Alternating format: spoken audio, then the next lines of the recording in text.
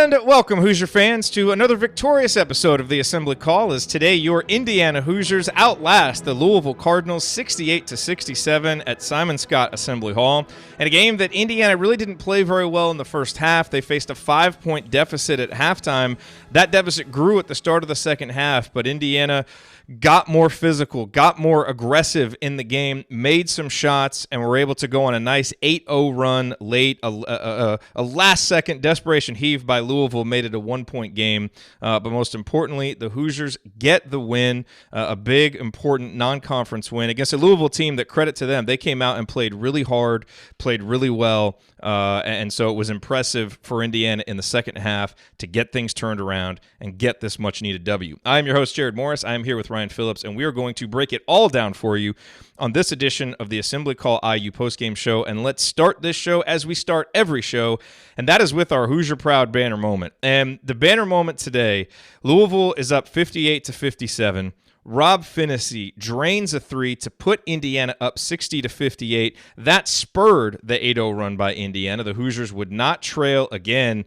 And look, I think it's time we start calling him Big Shot Rob, because I don't know what his percentage is going to be at the end of the season, and sometimes he doesn't make them throughout the flow of the game, but man, it seems like whenever Indiana needs a three-pointer or needs a play at the end of a half or the end of a game, this guy just seems to continue to come up and make them. And that wasn't even his only big three-pointer of the second half. Indiana continued to struggle to get over the hump and get the lead back after they had made comeback after comeback against Louisville. When they finally did it, who made the shot? Big Shot Rob. Knocked down a three when it was 47-46 to give Indiana their first lead of the game. Punctuated that then by getting a couple big rebounds, really playing some nice defense along the baseline to not allow Louisville to get any easy buckets there late. Once again, Rob Phinisee coming up in the clutch, and just another sign that this freshman, mature beyond his years, ready for these big moments, and he, just like he was against Penn State, a huge, huge reason why Indiana was able to get this win today. So the banner moment, Rob Phinisee with another big three-pointer for the Hoosiers. All right, and today's Hoosier Proud banner moment brought to you, as always, by Hoosier Proud and Home Field. At homefieldapparel.com, you will find the comfiest and most unique licensed IU apparel, like the Tri-Blend hoodie that I bought recently, that I've been telling you about, that I love, that I probably wear every other day now. It's getting a little bit ridiculous. And at HoosierProud.com, you will find great State of Indiana themed apparel, as well as our official Assembly Call logo t-shirts. Both brands, Hoosier Proud and Home Field Apparel, were started by an IU grad, and all apparel at both sites is designed and printed out of Indianapolis. And with Christmas on the way, you should consider finding the perfect holiday gift for the IU fan or Indiana resident in your life at homefieldapparel.com and HoosierProud.com. Plus, the state of Indiana's 202nd birthday is coming up on Tuesday, December 11th, so be sure to get ready for Hoosier Proud's big Indiana birthday sale. Can a brother get some coupons? Yes, don't forget to use the promo code ASSEMBLY at checkout today for 15% off your order on either site. That's promo code ASSEMBLY at HoosierProud.com and HomeFieldApparel.com. All right, it is time to move the ball, find the open man, and get some opening thoughts from the rest of our team. It's a two-man show for you today, so let's kick it over to Ryan Phillips. Ryan, what is your rant or your opening thoughts on this Indiana victory? Well, after the Penn State game, some people were kind of upset how Indiana finished the game, and rightfully so. They really didn't finish well the last 5 minutes, but they pulled out the win. And the first thing I said was it's not about what happened tonight. It's about how you get better and how you learn from this. Well, today, with 4:13 left, Ryan McMahon had a layup and Louisville had a 55-54 lead with 4:13 left. Indiana went on to win the game. And at one point with, 30 seconds left, they had, 42 seconds left. I don't even know what it was, but with not much time left, 16 seconds left, they were up 7, and then 2 ridiculous threes from Louisville when we all knew the game was over. A 3 from Louisville, then a horrible call that wound up giving them 3 free throws, and then the heave at the end. It makes it closer than it was. They pretty much had it established that they were going to win with about 16 seconds left, up 7. So if you look at where that bucket happened, it was 55-54, and you look at 16 seconds left, it was 58-65. So they outscored them 11-4 11-3 over the end of the game. that's huge for Indiana to go out against a game Louisville team who I think is better than Penn State, certainly. Yes, they were playing at home, and that's really the difference. But they went out and closed the game and closed it well. And it wasn't perfect. There's still mistakes, and there's still stuff to build on. But we came into this 4-game stretch of the 2 Big Ten games, the Louisville game and the Butler game, saying we wanted it'd be great to go 3-1. Well, you're 3-0 right now. You're already there. I think everyone was hoping at worst 2-2, and hopefully you win the 2 Big Ten games, then lose Louisville and or Butler and Butler. But to start off 3-0 in this crucial stretch and have not played your best basketball. So there's still stuff to build on. This team isn't maxing out. They're not peaking. They're not playing like they did against Marquette. They're kind of still figuring it out. But they're able to pull out wins. And I think that's a key component of a team that is, the difference between good teams and okay teams is the good teams find ways to win. And Indiana has sort of started to find ways to win. And that's a huge quality for a team that's going to be in a rough and tumble Big Ten, where I think a lot of teams are going to have losses that before the season you didn't think they'd have. I think somebody's going to lose to Penn State. A top-tier team is going to lose to Penn State. I think a top-tier team is going to lose to whoever, Illinois. I mean, the teams are just so tight this year. I think it's going to be a wide-open Big Ten, and I don't think we expected that a few months ago, even a few weeks ago. You want to rant real quick about the Romeo foul call on the three-pointer? Just real quick rant, because everybody wants to hear it. Ryan McMahon was clearly trying to initiate contact and did a horrible job of it because he didn't touch Romeo Langford. Romeo Langford didn't touch him. Romeo was clearly trying to jump past him. Now, look, if you're Romeo, let the guy shoot the three at that point. Just let it. I mean, walk up to him, put your hand up. Do not do that because you're just setting yourself up for an incompetent official to make a bad call, and that's exactly what happened. McMahon jumped sideways, okay? He wasn't even trying to shoot the ball. He jumped sideways into Langford, and Langford didn't even touch him. It's just there were so many of those. There were 2 offensive foul calls. I mean, look, you could do this every game with every officiating crew. I get it. But the egregious ones drive me nuts. The 2 offensive foul calls, there was one on Phinisee and one on Langford, where Louisville guys, credit to them, it's a smart play, slid underneath them as they were in the air and took charges. I mean, I don't blame Louisville for doing that because if you're going to get away with it, take every advantage you have. Yep. As long as nobody gets hurt, or injured on the play, I don't care. But that's just horrible officiating. Rule 1 is you have to be established unless somebody lowers a shoulder or lowers an arm, which didn't happen there. And it's just you're sliding in once the guy's in the air. What's he supposed to do? You can't shift where you're going once you're in the air. So, I mean, just some – and there were some bad calls all over the place, just ticky-tack stuff. And then there was – on Justin Smith had that dunk. I don't know how they clearly didn't see him getting fouled. He gets slapped on the arm, and then the next time he gets it in the post, they automatically call a foul just to make up for it. Like, no, don't – you shouldn't have to make makeup calls. Just get the call right the first time. Anyway, I knew it would be an avalanche if I just pushed it just a little bit. I knew it would come. Everybody's cheering you in the chat, so you're channeling everybody. I have a pain in my shoulder. Is that bad? Is that okay? Speaking of channeling the fan base, maybe no moment was more indicative of a coach channeling his fan base than when Archie just went nuts after Juwan Morgan missed the front of a 1-and-1 because, what threatened to derail Indiana's victory was some of the free throw shooting down the stretch. Durham went 1 for 2. Romeo went 0 for 2 and really short-armed the last one. You could kind of just tell from his body language that his confidence was down. And then Juwan, misses one, and you could just see the frustration just explode out of Archie. Indiana, I believe if my math is correct, went 6 for 7 after Archie had that little outburst. Juwan came back and made the front end. I know Romeo hit those 2 at the end. I can tell you exactly what they're doing, too, and why he's frustrated.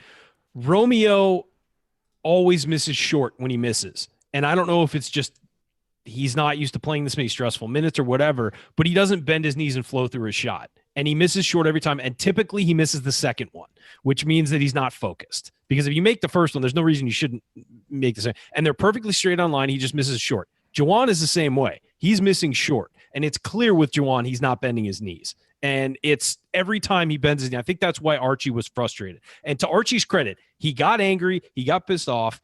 And then he walked into the huddle and slapped Juwan on the knee and, said like, hey, make the next one or whatever to encourage him. But he got angry outside the huddle. He didn't do it in Juwan's face or anything like that. And he went in, when Juwan sat down, he patted him on. You could see him go and pat him on the leg and say, get the next one or whatever. So I credit Archie for having that frustration, but not showing up the player or being mad at the player. And that's really important. And I think that, the frustration boils over when you're doing everything right, but you can't convert on the simple things. And these guys were playing well, especially in that last 4 to 5 minute stretch. They were playing really well. And if they were going to lose the game because they couldn't make free shots at the line, and it's your best player, doing it, that's a problem. And it's one of those things where the coach can't do anything about it. I mean, the coach really can't do anything about it in the game. You can game plan, call the right play, whatever. If the team fouls you, you go to the line, you miss your free throws. It's on the players to make those. Now, okay, we've talked about it before. The staff needs to do stuff in practice and work with these guys and all that. Yeah, but in the flow of that game, you're doing everything right to win the game, and your guys are missing free throws. I understand why that's frustrating because they should have won that game. It should have been sewed up before that. And so with Juwan and with Romeo, it's concentration and it's just bending the knees and flowing through the shot for Juwan, certainly. And Romeo, it's really just finishing the shot. It's getting a little lower and finishing through his shot and holding his release and all that stuff. Simple stuff, but it's focus. That's all it is focus. You cannot lose your focus in a key situation like that. Sometimes guys overthink it and it comes off the side of their hand or something like that. That happens. But if you're just missing it straight on, that's just focus. It's a lack of focus, and they need to really clue into that. Hey, I mean, maybe that'll prove to be a turning point. It was certainly a turning point tonight, or today. So that's obviously big for Indiana. Let's talk a little bit about Romeo, who, By the way, I just want to say this. Romeo shot 80% on his free throws in high school. He can shoot free throws. This has never been an issue before. I think partially it's big stage. He's still not used to it, and he's just, getting comfortable. And hopefully it gets out of his head, and he just focuses. Yeah, and he got to the line a lot tonight. I mean, 14 free throws overall. He makes 9 of them. Obviously, the 2 down the stretch. I mean, every single one of those was huge after those crazy shots that Louisville made. Romeo ends up leading the team in scoring with 21 points, has 1 rebound, 4 assists. I thought overall it was kind of an uneven day for him. I didn't think defensively he was quite as locked in as he's been, and kind of got off balance a few times and got out of position a few times. It did not rebound with the same kind of focus and fervor you usually see from him. I mean, he's a guy who almost always is going to go out there and grab you 4, 5, 6 rebounds. It didn't today. I'll tell you who helped make up for that was Rob Phinisee, who had 6 rebounds, and some of those were absolutely huge. And I thought early in the game, Louisville's physicality Before you jump on that, I want to mention a guy who really rebounded well, Justin Smith. And we're gonna get to Justin. We're gonna get to Justin. We're gonna give Phinisee credit for having some good rebounds. He did.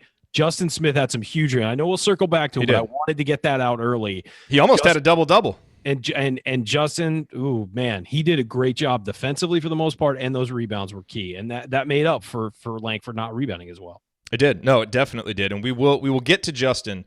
But real quick, just your thoughts on Romeo. Because in general, I thought early on Indiana wasn't up to the challenge Louisville was presenting in terms of physicality. They just seemed like the more mentally tough team. And I thought Romeo kind of got taken out of it a little bit. Kudos to him, because I thought there at the end in the second half, he played much more physical, was able to drive in, get fouled, made a couple shots as well, got himself to the free throw line, which really helped. So, for a freshman, to be able to kind of come back and then match that physicality late in the game when he really needed to, look, we've said it, pretty much on every show at some point, the maturity that he and Rob Phinisee have for freshmen is really impressive. And I thought Romeo showed it again today. An imperfect day for him, and yet he still leads the team in scoring, has huge buckets late. That's the kind of player that he is. I'll say this. I think the physicality did bother him and knock him off his game a little bit, especially early. And then he started getting some calls that he wasn't getting in the first half when he was driving. And I think that helped sort of settle him in that, okay, if I do this, maybe I won't get the hoop, but I might get to the line. And I know we're saying like, it's kind of a weird day for him. 21 points. He had 4 assists, 3 of which were absolutely huge. 6 of 11 from the field. So he's over 50% from the field, 9 of 14 from the line. But a lot of those, as you said, he made a lot of big ones late. So, and also just 1 turnover. I mean, for having an off day, he was awesome. And what I will say too about Romeo is his maturity, as you said, is off the charts.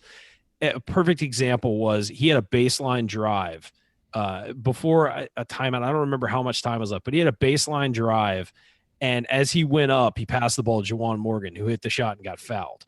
And 99% of freshmen would force the shot that Romeo had.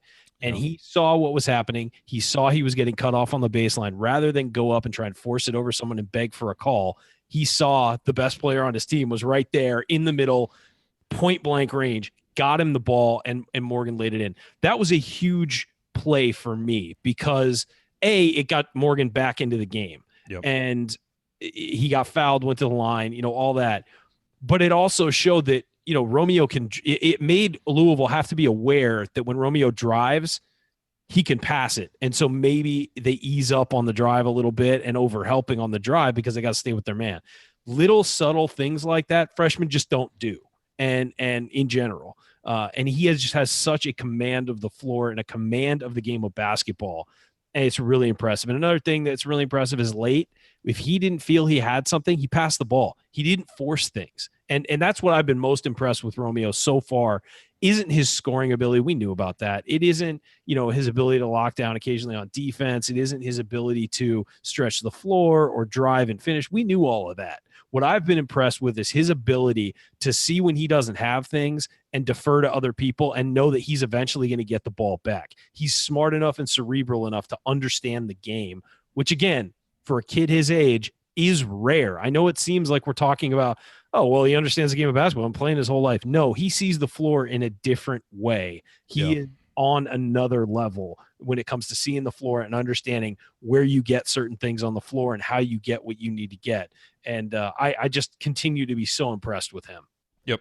All right, coming up as we continue our breakdown of Indiana's victory over Louisville, I will point out today's meaningful moment you might have missed. Then we will go inside the numbers to highlight the most important statistical notes from the game, and we're going to have special guest Zach McCrite here with us as well. You're listening to the Assembly Call. Stick with us.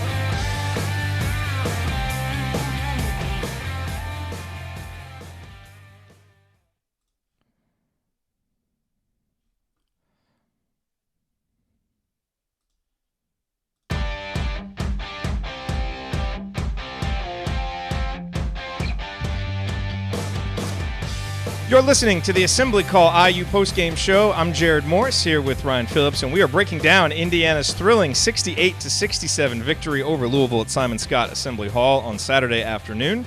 It is time for today's meaningful moment that you might have missed. I've got a couple of them, and Ryan, I want to start in the second half. We talked about how Louisville really came out and dictated kind of the physicality. They were the tougher team in the first half, and I thought at the start of the second half they came out and were kind of doing the same thing again, and they had extended their lead. It's 35-28, and the play that I'm going to say was not a moment that anybody missed. It was Justin Smith's monster slam. Now, we have seen him, try to finish like this and get one of these big dunks all season long, and it's just felt like he kind of hasn't been able to do it, and he got this one, as you said. It certainly looked like he was fouled. He was. But, what to me was most interesting about that is, I was a little bit worried because right after that, they had to take a couple of minutes to do a review, and I thought it might kill kind of the momentum that you thought you would get from it, because typically you get that dunk, the crowd's going crazy, you kind of get into it on defense. Well, there's like a 2 or 3 minute break in the game after that, so, I wasn't sure if we were going to get that. But what I thought happened after that was, and I don't know if it was because of this play, but Indiana really started to play more physically. Like, they started to match Louisville much more after that. And I don't know if seeing Justin go up and finish that dunk had anything to do with it, but Indiana went on a 10-4 run. Justin and Durham really took over. Durham was absolutely terrific in that stretch. I mean, he was, scored in a couple different ways, had that great pass from the top of the key to Justin, who finished. And Justin Smith ends the day with 9 points and 9 rebounds. But I thought, that dunk, again, not a moment anybody missed, but I thought what happened after that is it really seemed to spur Indiana, and that gave them then, I thought, the kind of the physicality they needed to end up snatching the lead away and keeping it, down the stretch, obviously. Most important stat for Justin, no turnovers. No turnovers. And he was doing what Justin Smith needs to do, back cutting, getting open, getting the ball on the block with one guy around and beating him one-on-one. I mean, he was fantastic today, and this was the Justin Smith we expected to see. Maybe we expected him to score more points or whatever, but this kind of play is what we expected and wanted this year. Attacking the hoop, going forward, not a back to the basket, backing down, or a trying to dribble through and pull up on something. No. You cut the baseline, cut over the top, get to the hoop, make your guy guard you the entire 35 seconds on offense. And if he doesn't, the second he turns his head, you go to the basket and someone's going to find you. That's the Justin Smith that we wanted this year. And that's one we got today. And by the way, that dunk, it was so funny because he went up and he's been fouled on so many of those and he's bricked so many. He went up just completely expecting to get fouled. And then as he came through, you could see he was like, oh, I'm going to make this and slammed it down. And, good for him to get that finally. And that clearly settled him and opened him up a bit. And it also, you're right, the rest of the team was energized by that. They certainly were. And you could see the bench got real excited, not just because it was a dunk by their teammate, but because they know Justin's been struggling and he needed something to go right. That went right. And I thought for the rest of the game, he was really locked in. Very, very good performance from Justin. And again, it's not about today's performance. It's about how he carries that over into the next game. And he has now a week to have good feelings about everything and to practice hard and focus and continue to get better and then enter the Butler game with some confidence. And hopefully that's what happens. And to all the people who have wanted him, benched or his minutes reduced, it's not to say that your criticisms of Justin haven't been valid. They have. He hasn't been playing well. But the reason why Archie Miller sticks with him is because of this. You have to have Justin Smith playing well to beat good teams. You just have to. And so Indiana needed every bit of this performance today. Did you know for sure you were going to get it? No. But that's why if you trust a guy, and if it's kind of a mental thing and he's working through some confidence issues, and he's shown it to you before, which he did last year, that's why you keep him in, because once he gets unlocked, he's a huge part of winning big games, and that's what Justin did today. So I was really, really happy to see that. All right, let's bring in Zach McCrite. He is leaving Simon Scott Assembly Hall. He's in the car. We're always a little concerned when he does this because we want to make sure that he keeps his eyes on the road. But Zach, your opening thoughts, just kind of your general thoughts on this win for IU over Louisville. Well, just to piggyback off what you guys were saying, about Justin Smith. Ryan, I agree with everything y'all said, with one exception. Ryan, you said it's not about what he did today. It's about, how he carries this into the next game. My only disagreement is, yes, today did matter a little bit too. I think that absolutely did matter. No, it was a huge game for Justin. I know, and I'm messing with you. It was a huge game for Justin. No doubt about it. I won't belabor that point. I'll be honest with you. I did not have a good feeling that entire game. I mean, up until the time where once they got their first lead, I mean, even through the Justin Smith dunk and a lot of other key baskets and key stops that IU seemed to get, I just wasn't feeling good about it. And then all of a sudden, I didn't even know they had extra defensive clamps, but those got put on, and they, I mean, in a couple of them. I'll say that Louisville probably had a lid on the rim in a couple of those shots as well. But IU's defense was terrific. They got the baskets that they needed to late. One guy, I jumped in late, so I didn't get to hear your all's first portion of the show. But, Justin Smith's getting a lot of credit today, and it's well-deserved. But I thought one – and I don't know how much you guys have talked about him, who hasn't got a whole lot of pub this year that deserves some, is Deron Davis. Yeah, we hadn't gotten to him yet, and he was huge. I thought Deron Davis was unbelievable today. That was a guy that, for the first time this year, I felt like he looked a little bit like his pre-Achilles injury, Deron Davis. Back to the basket, spin move here, spin move there, making very, very talented and more athletic big men that were guarding him look bad. And Deron deserves a ton of credit, especially. Zach. Okay, Zach's kind of breaking up a little bit, so let's take this back over. I'm sorry. Yeah, you're breaking up a little bit. You're driving through those Indiana back roads. Sometimes you lose the reception a little bit. No, go ahead. Try one more time and see if you got a better connection now. I was just going to say, on a day that Indiana, for the most part, and I know there were some big threes late, but didn't shoot the outside shot very well, which is beginning to become customary for this team. You had to go down low, and Juwan has had to have been the only guy for a lot of that time. and you get Durham now with his back to the basket making buckets. You get Justin Smith actually making cuts and moving without the basketball and getting buckets in the paint. Romeo doing his thing, getting to the paint. A lot of paint buckets there, and it's from guys that you didn't necessarily get them from for most of the year. So, I mean, obviously, just a huge win, and I think Durham and Justin deserve a lot of credit for that. By the way, the chat mob is just on fire right now with some of these Oh, comments. gosh. It's cracking me up. It's all about Jerod's attire. Don't worry. Yeah, they're over being good. worried about you driving. They've now moved on to my hair and sweater. Yeah, they don't care about me driving at all. I hope they enjoy the beanie though. What's up with that? Hell Yeah, it's a great beanie. Okay, so really great point. Let me say something about Durham real quick. I want to piggyback on Durham real quick since we're there. One of my favorite moments of the game was not his offense, not his defense, whatever. It was when Romeo Langford got hammered to the floor. I forget who it was. It was on a follow through, and it was incidental. I totally, I'm the first to jump on somebody for that. It was incidental. Malik Williams. It was way after a foul call. Yeah, but he was going for the ball, and it was a follow through, and he's a big guy, and he kind of stumbled and knocked Romeo down. They showed the replay. It was absolutely incidental. Yeah. But Durham Davis, as soon as Romeo got up, and Williams, offered to help Romeo up and everything is fine. But Durham Davis turned to him, and as they're about to inbound the ball, you can see he's looking him in the eye and talking to him. He's saying, stay off of him. Leave him alone. Watch where you're going. That's my boy. And that was the moment of the game for Durham Davis for me. He's a big dude. He's an enforcer. He's not the guy you want to mess with. I don't care who you are. Especially because he's a little heavier right now because he's still working his way back into game shape. He can put a little oomph behind some of those punches if he needs them. But I just when he just looked that guy and he didn't go after him. He didn't get mouthed him too much. He just looked him in the eye and said, "Yeah, knock it off." And that was enough. And that the kind of leadership is the leadership you need. It doesn't have to be rah-rah speeches in the locker room. Yep. It doesn't have to be all that stuff. You can get that from your coach. But protecting your teammates, that's the kind of stuff you need. That's the kind of leadership you need. You need guys to get everybody together on the floor and, talk about a play and run your offense and all that stuff.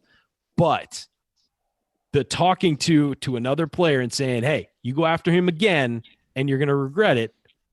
That's leadership, and that's real leadership. And it was great to see Durham Davis do that today and protect his freshmen. He is such an important part of this team, and he was so important in that stretch in the second half. And there's another stretch that I want to discuss, and Durham will come back to Durham in this conversation. But in the first half, Indiana's down 27-19, and they had played without Juwan for a little while. And Romeo was kind of the main offensive guy out there, and they really struggled to get anything going when Juwan was off the floor.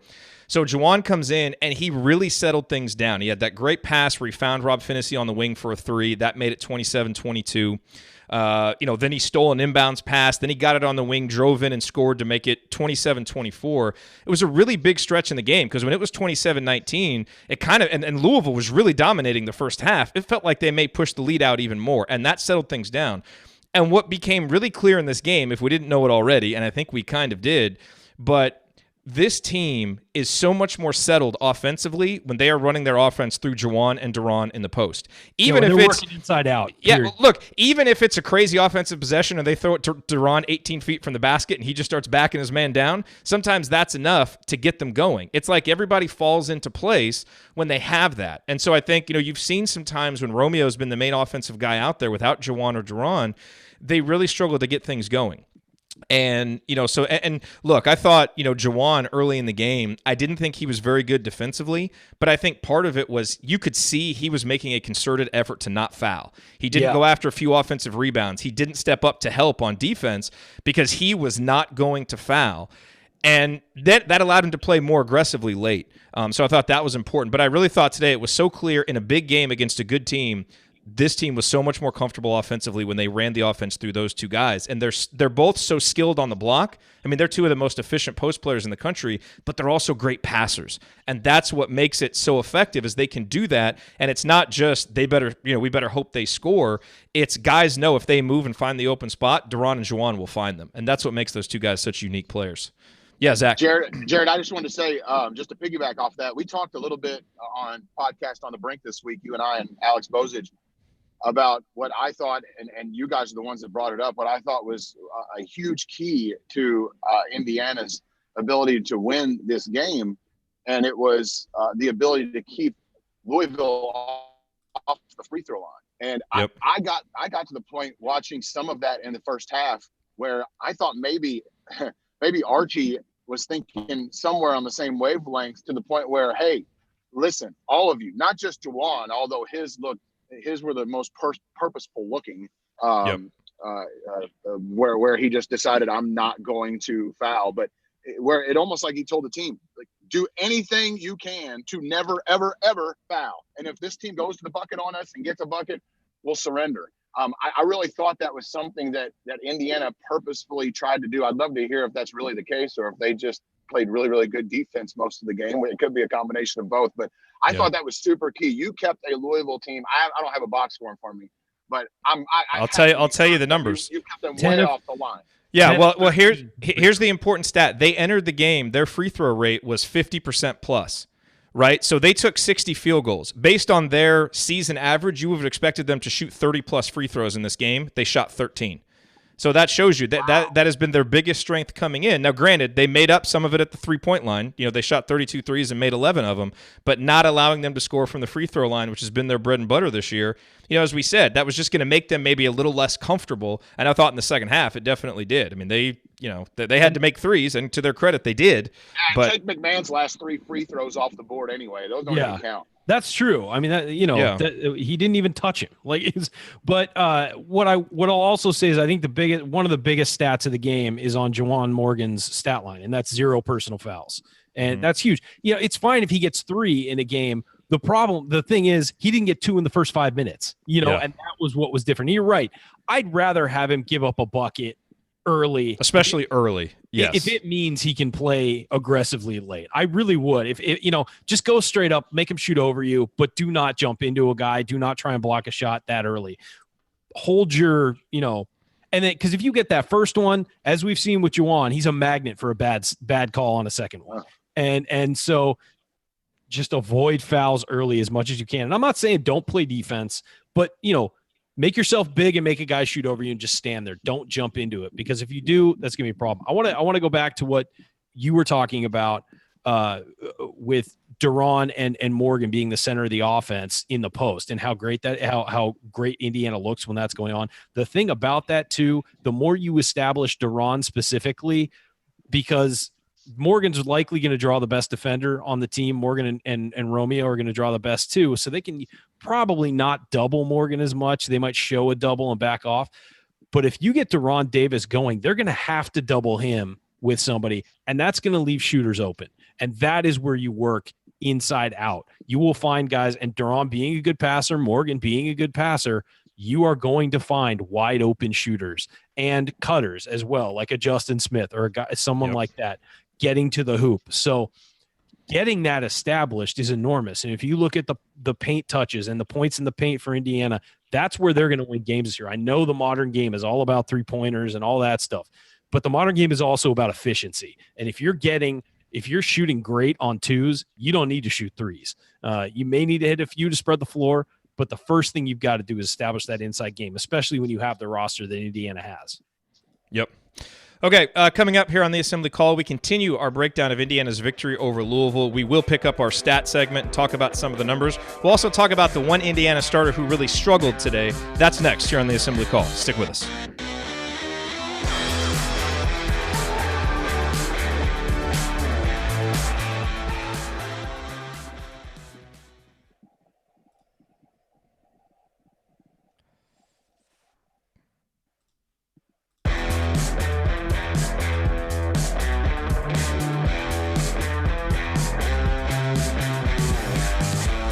You're listening to the Assembly Call IU postgame show. Catch us live immediately following every IU basketball game, plus every Thursday night and Monday afternoon at our website, assemblycall.com. And while you're there, make sure that you sign up for our free IU Hoops email newsletter. Over 6,000 fellow IU fans are subscribed. I am Jerod Morris. I'm here with Ryan Phillips and Zach McCrite, and we were breaking down Indiana's 68-67 victory over Louisville. A couple more numbers that I wanted to pick up real quick. One, this is only the second time, at least according to the box score I'm looking at, that Indiana has allowed an opponent to score more than 1 point per possession. But if you remove those 3 free throws that McMahon hit and that desperation heave at the end of the game, it probably doesn't happen. So I think this was a better defensive performance than maybe the numbers are going to show, especially in the second half. When Indiana, needed to come back and then needed to preserve their lead, I thought they made some really good defensive plays. The other thing that was key was turnovers. Turnovers have been an issue for Indiana. Now, I didn't think they would be a problem today because you're at home. Archie said that they had one of their best days of practice on Thursday, that the offense started to flow with more chemistry because they just had all their guys there together to practice. And Louisville is not a team that has forced a lot of turnovers. They play a pretty similar defensive style to what Indiana does, and they try to, kind of keep guys in front of them. And so Indiana only turned it over 10 times, and that was really positive. 3 by Devontae, 3 by Rob Phinisee, and as you mentioned, none by Justin Smith. To contrast that, Indiana only had 10 assists, but they got 7 of those in the second half, and in the first half, they missed out on a lot of them by missing some open shots. So I think the ball movement and the passing was actually better than the assist number kind of gives credit for, and the fact that they only turned it over 10 times. Even while Louisville was really out-physicaling him in the first half, I thought that's what allowed Indiana to keep it close, is at least they weren't turning it over even when they were kind of struggling to get into some sets. So that was a really big stat today. Worth a note, Louisville only had 1 or 2 turnovers in the first half, and they wound up with 9. So Indiana was turning them over in the second half as well. And the number that really stood out to me when I looked at this box score was Louisville shot 38.3% from the field. Indiana held them below. And I know points per possession, there's something that matters, and this was a low possession game for the most part. But their effective field goal percentage was probably higher because they took a lot of threes. And they hit 11 of 32, which was 34%. But still, you're holding a team to 38.3% from the field, 34.4% from three-point range, and they only get to the line 13 times. You're going to win that game. I mean, it was closer than it needed to be and everything. Indiana, to contrast that, shot 49% from the field. They were only 4 of 14 from 3, but they hit some big ones when they needed to. Rob Phinisee basically hit all of them. He was 3 of 5. He was awesome. But, to shoot 49% from the field, you're going to win that game when you hold the other team. And so those were the 2 numbers that stood out to me, was Indiana was being efficient offensively. Yep. By the way, the one thing I wanted to add to that was, and I don't have a number to back this up, obviously, but I felt like, at least in my own head, that this was one of the few IU games this year where I found myself not saying that was a bad shot on Indiana's end very much. There were many of them. There were a couple, but I know, and Ryan, you alluded to it, that Indiana missed a lot of open looks in the first half, and I can remember thinking at one time, we'll take that shot. We'll take more than once. We'll take that shot. Yeah. We'll take that shot. Gosh, I wish they would make them, for crying out loud. All of Al Durham's threes, and we'll get to him, but all of those were good shots. He just missed them.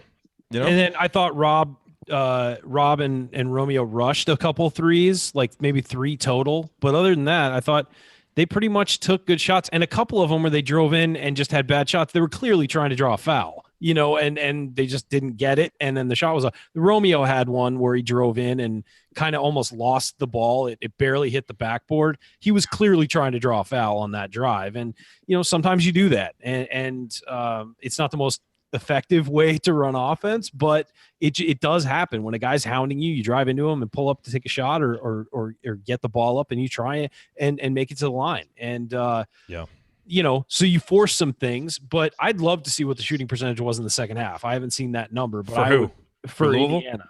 Indiana shot 54.2% in the second half. They were much better offensively in the second half. I think that was, as you said, once they kind of got into the physicality of the game and kind of settled in, they really improved offensively. And they gave it to their stars. They gave it to Romeo. They gave it to Durham Davis. They gave it to Juwan Morgan, and they let them go to work. And that's also in the first half, there was a lot of throwing it into the post, letting a guy back him down. There was a lot of one-on-one play. That's going to bring assists down. And so there were times in the second half where they moved the ball and didn't get a shot, but they still moved the ball really well. So moving the ball, not turning the ball over is going to lead to good things offensively. And credit to Romeo. He had 3 of Indiana's 7 assists in the second half, and I thought we saw him. He hasn't had as many assists lately, and I think he's had more than we saw in the first few games of the season, tunnel vision on scoring, when he gets that opportunity. I thought he was really looking to pass a little bit more in the second half as kind of an adjustment that he made to the way they were playing him in the first half, and that was nice to see, and guys finish the plays. One guy that I want to talk about is Al Durham, because he really played well in some recent games, but I think we're noticing a trend with Al. He has no points today, has no assists, has no rebounds, really struggled to impact the game. And when you look at probably the 2 worst performances that he's had, it was the Arkansas game when he had 5 turnovers, and it was the first half of the Duke game when he just really didn't look like he belonged on that court. Now, he padded his stats in the second half when the defensive pressure was a little bit less, but really struggled in the first half. And I thought we saw it again today. And I think Al right now is a very solid player in a lot of matchups. As I said, he's played well recently. But when you get against a team that is more athletic and physical, which is what Arkansas was and which is what Duke was in the first half, he really struggles to get comfortable in the game. And I think part of the reason why he missed some of those shots was just rushing them a little bit, not quite being as comfortable. And he's not really able to impact the game as much when the other team is, kind of just as long as he is and maybe even more athletic than he is. So, look, he's a sophomore who's still growing, and I think he's a very important player on this team, deserved to start today, but that's something to watch moving forward, that matchups like these just really don't seem to fit him very well at where he is in this stage of his development right now. Yeah, and I think this is something he just has to get used to, because he's probably hasn't faced too many teams that can match his length and athleticism, and he faced that today. And I think that what would have been good is if one of those threes falls, maybe he gets some confidence on both ends, and he just kind of gets locked into the flow of the game, almost like that Justin Smith dunk. It just kind of just locked him into tunnel vision on the game. And when you're missing shots, you missed 3 of them, and 2 of them were very good looks. One was a decent look, it wasn't a bad look, but 2 of them were very good in rhythm shots. And you're right, he rushed them, and they didn't look great coming out of his hand.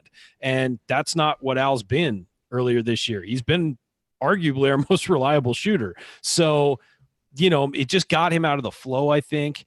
And he just wasn't as locked in as he usually is, particularly on the defensive end. I didn't think he played poorly defensively. I just didn't think he had his typical, just the way he locks guys down. He was getting beat more often on drives. And that just doesn't happen. And also he's long enough that he can recover and make a play on the ball, and he just wasn't doing that either. So I just think he was a little bit out of his head, and that can happen for any number of reasons. He might have not been able to sleep well last night. Like, we don't, he's a college. Well, but I think there is a trend on the types of teams that give him an issue right now. Absolutely. And he'll get better at that, but it's just something to watch out for. Absolutely. I'm just saying that, it is one game in the context of a larger season where he's been playing pretty well. And so you're right. The matchup could be causing it. So it's something you keep an eye on moving forward. But I don't think it's, as you said, I don't think it's a trend that we need to worry about, moving to the next couple games. I think it's something you need to look for when those matchups do kind of play out that way. By the way, thanks to Zach for stopping by. He had to leave. He's calling a game today, so he only had a few short minutes to join us, but we always appreciate him being here. And here's the thing about Al. He deserves to start, and he's going to continue to start, because the other 2 guys who would start really, I think, struggled to impact the game today. So Indiana did get good play from Durham, huge play. They wouldn't have won without him. Devontae and Zach still seem to be struggling to find their rhythm. Devontae offensively, had 3 turnovers. Some of them were not good. Really seems to be, he really seems caught with indecision more often than usual on when to shoot, when to pass. And sometimes that little hesitation helps him make a play, but that's usually when it's strategic. Right now, it feels like the hesitation is more indecision. Like, he just seems a little bit out of rhythm.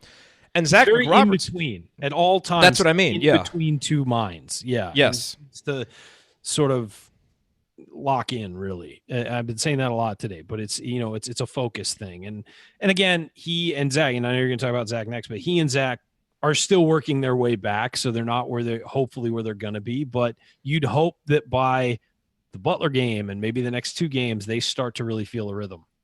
Yeah, and look, the thing with Zach is, I thought he was solid on defense today, but I also thought uncharacteristically he made some mistakes. Like when they had that backdoor play by McMahon, he just got ran around a screen. And the thing with Zach is he can't just be solid on defense. He has to be spectacular on defense because he doesn't bring a lot offensively. Now, a couple nice hustle plays. I thought he had a couple of tough rebounds during a stretch when Indiana wasn't rebounding well, and that was good. But, look, again, same thing with Justin Smith. Like, you're going to keep giving these guys minutes and let them, work through this because you've seen the track record. So I'm not concerned about either guy's ability to impact long term. But I do think right now, if I were the coach, I'd be pretty well set on who my starters are. And even Al's performance today wouldn't make me, question starting him against Butler because you've got to, Devontae and Zach now, give them, 15, 16, 17 minutes like you did today and wait for them to show that they're ready for more. But right now they're both and this was a tough game flow to get into a rhythm if you weren't already into a rhythm because of how it went. But, obviously both guys left a little bit to be desired. And we just like Justin Smith broke out today, you just wait for those guys to kind of get back, get their confidence. Devontae to get in rhythm offensively, Zach to get more in rhythm defensively. I will say I know somebody's going to ask, but Race Thompson since we're talking about the guys who were coming back from injury, Race Thompson was not with the team today. I assume they just didn't want him in the arena with the noise and the lights because if you have a concussion, that can trigger it and give you headaches and stuff. I had a friend who played high school football and he could not play in night games because of a concussion, or he couldn't be on the sideline during night games because of the lights in the stadium. So clearly this was a serious situation with this concussion and they are handling it, I think, appropriately with Race Thompson. So hopefully we hear positive news over the next couple of weeks, but it doesn't appear he's close to returning, which is the way it should be. If this is a bad concussion, they should not force this back. And as Michael says, and I think he's right here in the chat, everyone plays harder when they play with Zach. And that is true. And that is why you're going to continue to give him minutes. He does still set a tone. Even if he's struggling a little bit, he's still going to help you set that defensive tone. So again, these comments are more, there's definitely another level for those guys to get to, but they deserve the minutes that they're getting and they should continue getting them. One guy that we talked about him at the start, we should probably circle back to him, is Rob Phinisee. 10 points. He's 3 of 9 on field goals, but all 3 of them were threes. All 3 of them were huge threes. He tried a couple times to drive in. Their length was just too much for him. Well, he also got screwed on the offensive foul because it wasn't an offensive foul. That was ridiculous. But he drove in a couple times and got his shot blocked from behind just because they had guys who were so much bigger than him. And, that stuff he'll learn. He clearly didn't see it coming, the block either. And you got to protect the ball. But, a couple other things I was really impressed with. We mentioned the rebounds. I also thought late in the game when Louisville was going to try and just get an easy 2, his defense to force the guy to the baseline and not allow him to score, but also without fouling, was really, really impressive. So that stuff was nice. He had no assists. I felt like he could have had a few if guys had made shots, but I didn't necessarily get the feeling that he wasn't directing the offense well, kind of when he was in there. He just didn't get the assist. So, it's one of those games from Rob, I suppose, in certain ways where you see, the no assists and he's missing some shots, but man, he just continued to come up big in the big moments, which was obviously nice to see. Juwan Morgan, we talked about him, 15 points, 5 rebounds, 2 assists. Again, I feel like the rebound numbers were a little bit muted because early he wasn't really attacking him. And I actually thought with Juwan throughout the whole first half, he was making more mistakes defensively than we usually see. Some of it was just... He was in an odd matchup. Well, he was, but I also think... the thing that I think that'll be important for Juwan, because he can't foul, right? We talked about this. Yeah. But I think what he'll have to find is maybe a bit more of a happy medium between laying back and being smart and not being aggressive in moments when he shouldn't be, but then knowing when he does need to be aggressive. And I thought he struggled to kind of find that balance in the first half. Now, in the second half, he was better. But just, some of the ways that he defended ball screens and did some other things, it wasn't like him in the first half. He's usually much more solid than that. So, a nitpick because I thought overall he had a really good game. But any other kind of individual performances stand out to you that we haven't hit yet?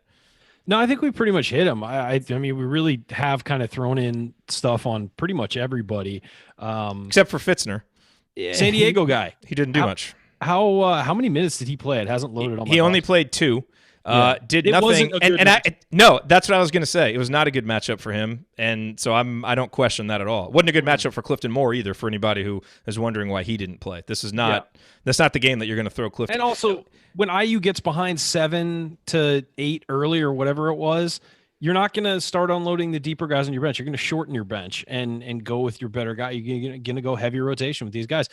Clearly, Archie, the way he coached this game, that he saw this as a very important game. This wasn't just a random non-conference game. He saw this as a very important game. He thinks this is going to be important down the road for seeding or whatever. And maybe it's early to be thinking about that, but to a home game against a name program, he clearly thought this was a very important game the way he coached it, because he coached it very tight. There was not a lot of letting guys work through their problems, which we've seen from him before in other non-conference games. It's just kind of like, hey, let's feel it out, let's figure it out, work through it, and develop. He wanted to win this game, and he was doing what he could to win this game. And you saw it sometimes. Yeah, Al only played 8 minutes in the second half, as an example. And you saw it in Archie's frustration and in his intensity at times with the officials and stuff like that. Like, he was going for it in this one. And maybe it's that IU needed another, non-conference win against a major conference team, or he thinks, or just a name program, or a program he thinks might make the top 25. He wanted this one badly, and he really went after it. Yeah, and I see some people in the chat talking about Evan. There will definitely be matchups that are better for him. We said before the season started, he's a guy that's probably going to score 15, 16 points one game and help you win, and other games probably isn't going to play very much, because I think his role is going to be kind of matchup dependent because of what he does, and he has struggled. What he doesn't do. Yeah. Right, exactly. So this was just one of those games for him. I will say, I think a lot of people, when they saw, big guy who can shoot, they thought Max Bielfeldt. He's not Max Bielfeldt. Much Bielfeldt different player. Was a multi-dimensional guy who was an inside out, who made himself an outside shooter. Fitzner is an outside shooter who just happens to be tall. So it is, and he's got good post moves, but he's also, he's not like Max was strong. And Max could impact every game because you could find a way for him to go in there, play tough post defense and rebound, and that's just not what Evan does well. And he was able to carve out positions like that. Like against smaller teams, I'm surprised he didn't play better against Northwestern. I thought that would have been a good matchup for him. And in the non-conference, when we were playing other teams and they had to focus so much on Juwan Morgan, you could put both of them in and he could stretch the floor. It's really going to be matchup dependent. Yep. Okay, coming up in our final segment, we hand out our game balls. We take a quick look ahead to next week's Crossroads Classic, and then in last call, we deliver our final thoughts on Indiana's 1-point victory over Louisville. That's next on the Assembly Call. Stick with us.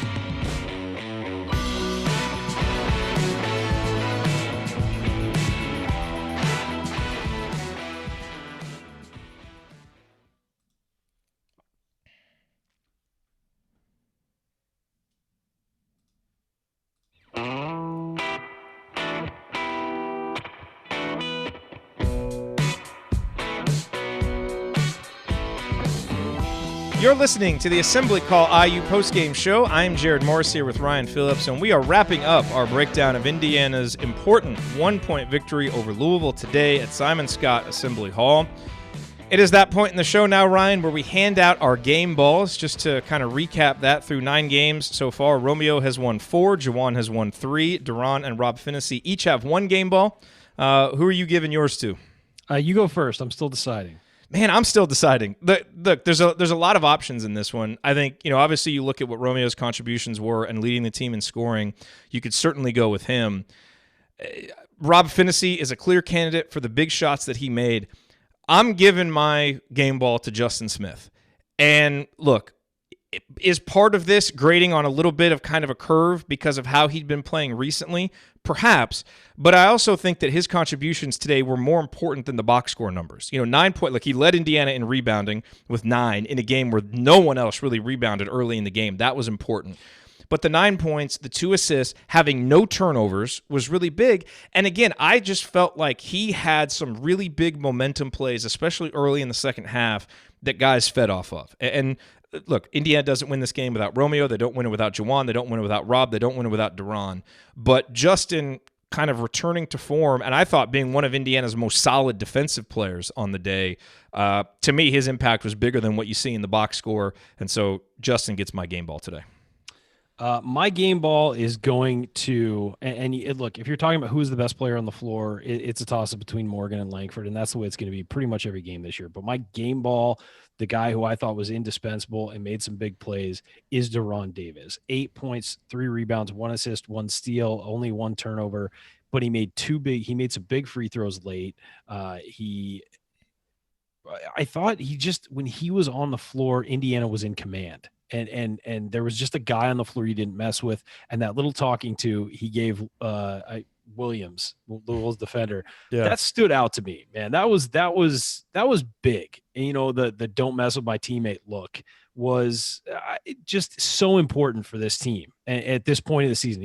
If that happens in February, you're like, yeah, well, of course. But it's early in the season, and he's establishing territory and ground rules about his freshmen and protecting his freshmen. And I think that's a big deal. And it's something that'll allow Romeo to know, hey, nobody's going to mess with me. I can attack a little more. So I give mine to Deron Davis. You could give it to Langford. You could give it to Morgan. They both played great. And we forgot to mention Langford's pass on that slip to Morgan late. Beautiful. And he made so many great plays. But I got to give it to Durham because, and again, it's grading on a little bit of a curve. But if you're looking at a guy who came in and changed the game, I think it was Durham. He was great in the post. He made 3 just fantastic post moves, a 4th that rimmed out, and he made some big free throws. So I'm going with Deron Davis. I thought that was an excellent performance from him, and also the way he just sort of established a tone with, staring down a guy and telling him not to mess with his buddy. This is easily the most kind of controversial game ball selection. This is the toughest one to pick. The chat is almost totally split. Like usually I can kind of get a consensus. We've got votes for Romeo, for Rob, for Justin, for Durham. There's some people saying, whoa, you can't give it to Justin. There's other people saying he's the clear answer. So I don't know. So I need someone from the chat to please tally up the votes so that we can kind of do the official one for our contest, because glancing at it right now, I have no idea. But the chat mob always breaks the tie when we're split. So chat mob, I'm going to need you guys to kind of figure that out, because this is a close one. If we can't figure it out in the chat mob, we'll have to have Andy Bottoms break the tie. So we will, and nobody wants that. So we will. We may have to have Andy. Look, I agree with your pick of Justin. I think he set the tone. I think that his ability to rebound was huge, and his ability on the defensive end was huge. It was him or Durham for me. And I realized Langford's amazing and Juwan Morgan's amazing, but they're always going to be amazing. It's the other guys that step up that are going to help this team win. And when they have good games, not phenomenal, amazing, great games, it's so important for those other guys to step up.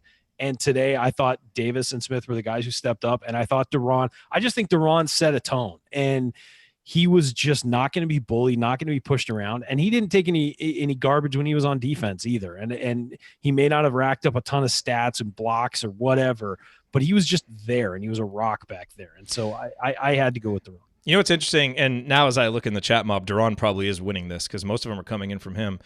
What's really interesting about these picks is, again, those aren't the guys that jump off from the stat sheet. But what was Indiana's biggest issue in the first half?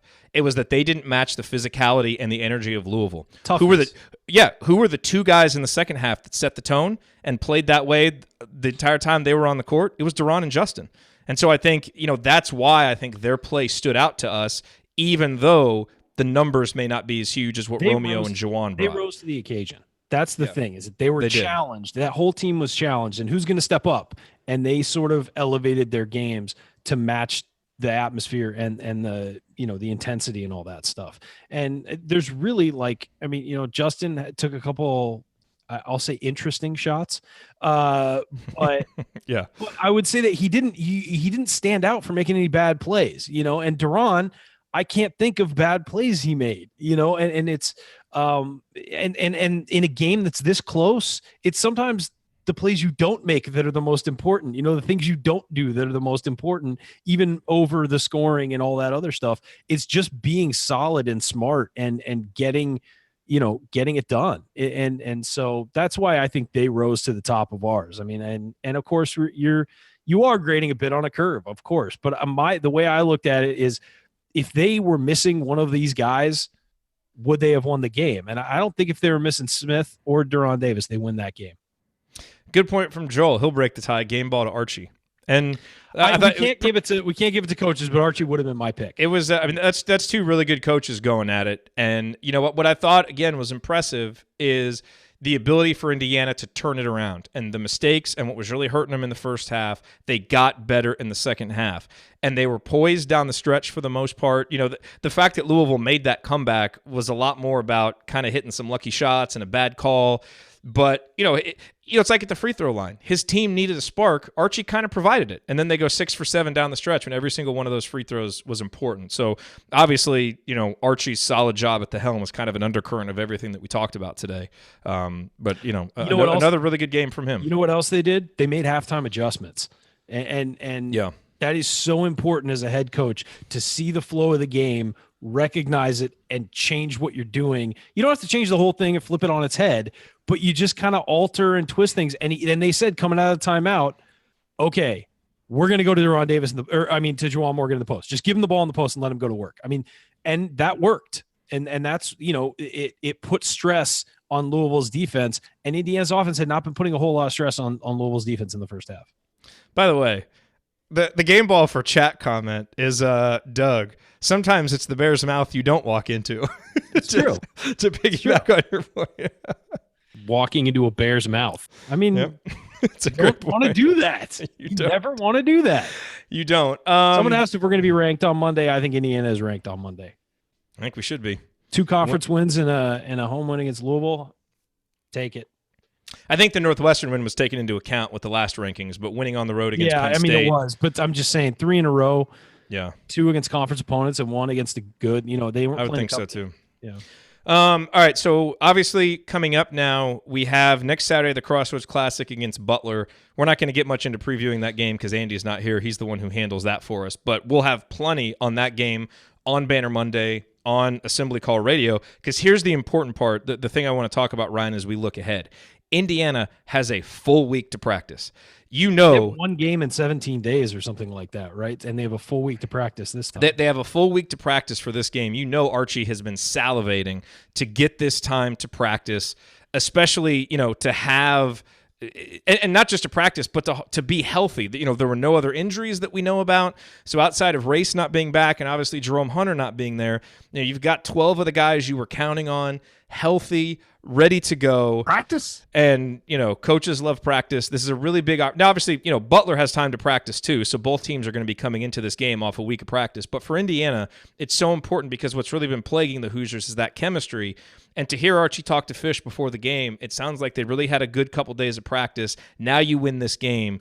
And this game was so important for the momentum of the season. Now you go into this week feeling good about yourself. I expect a really good performance from Indiana on Saturday because to me, the things that have been ailing them for the most part have been injury and chemistry related. And assuming guys get healthy and you get time to practice, you can fix that stuff. So I think that's why we didn't, for the most part, overreact to some of the early poor performances. And I expect this practice time to really help with that. Just a correction. It's 1 game in 11 days. So 1 game in 11 days. Plenty of time to get these guys healthy. Yeah, Scott says, what are we going to do for 7 days? Well, we got you covered for 2 of them. There'll be a podcast on the brink as well, so that's 3 of them. You got Banner Monday?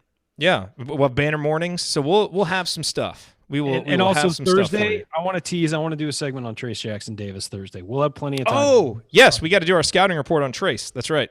I will pour over the video this week. Give you my scouting. We all felt, everybody, even the ones who were putting a positive spin on it and looking at the, kind of keeping things in perspective, that the night of that Duke loss was pretty demoralizing just because it was a reality check on where we are.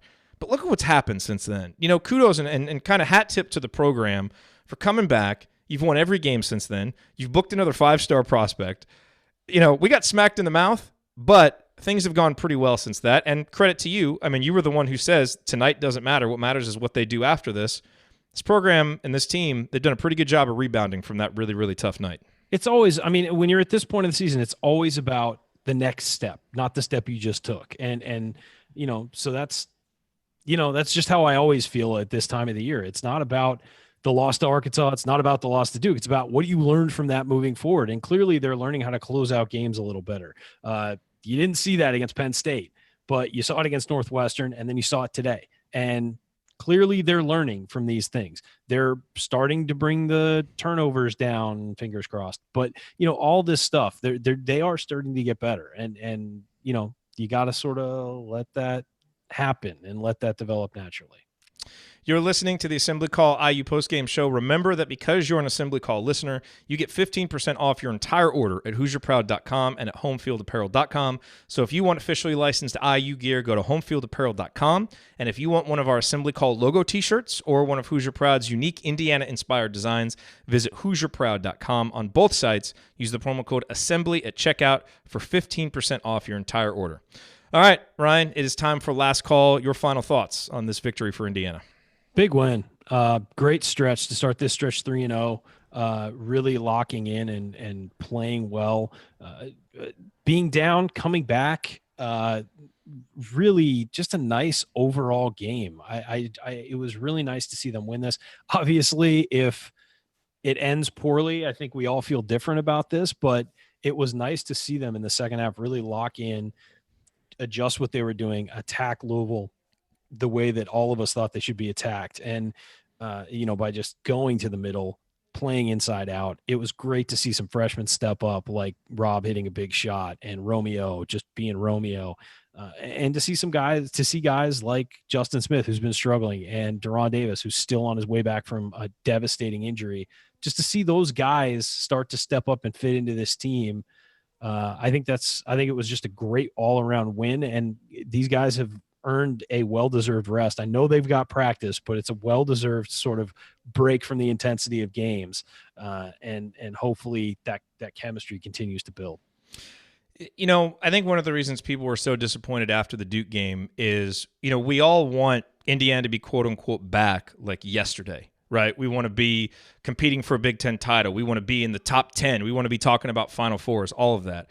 And the Duke loss was kind of a reality check that we're not on that level yet.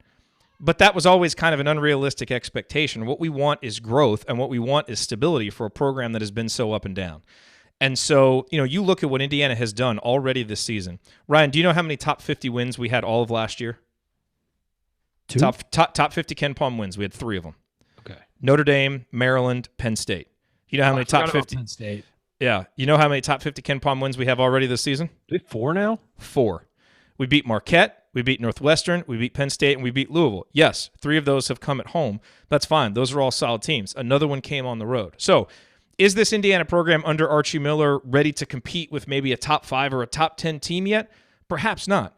But the next step for the Indiana basketball program was to get back into being a top 25 program and to being just one of the better programs in the country. And to do that, that means you got to beat those teams that are in the 30s, that are in the 40s. And, we're a tip in and a bad call away from beating Arkansas and having 5 of them, with 2 of them coming on the road. So, I know that there has been some naysaying. There's been some frustration. People have been upset with the turnovers and, some lackadaisical play here and there. But, man, if you can't recognize the progress that the program has made under Archie Miller already, not even a full year and a half into his tenure, I don't know what to tell you. This team has an identity, and this team, when the chips get down like they were today, they rally together, they make plays, they play with poise, and they come back and they're winning these games now. So I think this 3-game stretch that we've seen right now, yeah, it's been a lot of close wins, but these are good teams that we're beating. That's what I want to underscore with my points here, is these are all top 50 wins. These are important confidence-building wins for a team that is, still playing imperfectly, still struggling with chemistry. And to be able to find a way to win these games anyway, that's a great sign, because the chemistry is going to come as this team gets healthier and has more practice time together. And that means that the play is already going to get better, and it's going to be moving up from a spot that's already pretty good, even if we've been a little bit too reluctant to maybe recognize it this season because we've wanted everything to come a little bit faster than it has. But great job by the guys, great job by the team, great job by Archie Miller to get this win, a huge 3-game winning streak. And we look forward now, obviously, to seeing what they do on Saturday against Butler, see if they can run this winning streak to 4. All right, that will do it for us on this edition of the Assembly Call IU postgame show. If you want to see us do the show live and be part of the live chat, make sure that you subscribe to our YouTube channel, youtube.com/assemblycall. You can also subscribe to our podcast by searching for Assembly Call wherever you listen to podcasts. And don't forget to go to assemblycall.com or text IU to 66866 to join our free email newsletter. Thank you for listening. We'll be back to talk IU hoops again with you on Monday afternoon and Thursday night. Until then, keep your elbows in and your eyes on the rim, and go Hoosiers. Thank everybody for coming out. All right, I got to get out of here, folks. Thank you. All right. Good stuff, man. You're muted. Of course I am. People in the chat want to know who you're going to give the game ball to. I thought it was Durham, right? I need someone, Jim or somebody. Can you tally it up? To me, by the way that I saw it, it looked like it was Durham, but I mean the messages were coming fast, so I don't. Yeah. And I wasn't able to pay attention. So actually, can you guys kind of figure it out and let me know? I think it would be Durham, but it might be better if someone in the chat can let me know, and then just let me know in the community or send me an email. But I think it's to my eye, it looked like it was Durham. By the way, awesome job by the chat mob, and thank you for everyone for showing up on a Saturday. Really appreciate it. There was a lot of people in there, and you guys were all just chatting it up. It was great. Yeah, and I saw some new people who were in there that were like, "Man, this place is awesome. I love being here with the chat mob."